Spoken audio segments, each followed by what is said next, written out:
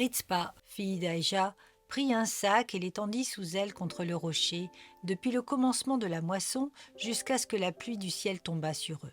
Et elle empêcha les oiseaux du ciel de s'approcher d'eux pendant le jour, et les bêtes des champs pendant la nuit. 2 Samuel chapitre 21 verset 10. Si l'amour d'une femme pour ses enfants morts pouvait la faire prolonger sa veille de deuil si longtemps, serons-nous lassés de considérer les souffrances de notre Seigneur béni? Elle chassa les oiseaux de proie.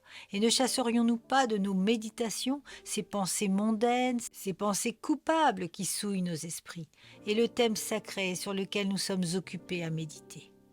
Dehors, vous les oiseaux aux ailes mauvaises, laissez le sacrifice seul. Ritzpa supporta la chaleur de l'été, les rosées de la nuit et les pluies, sans abri et seule. Le sommeil fuyait ses yeux éplorés.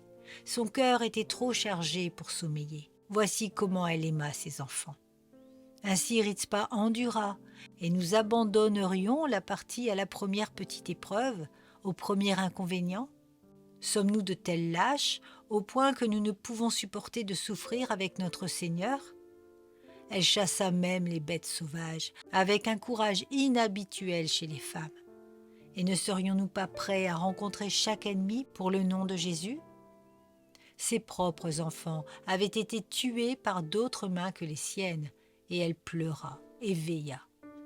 Que ne devrions-nous pas faire, nous qui avons crucifié le Seigneur Jésus par nos péchés?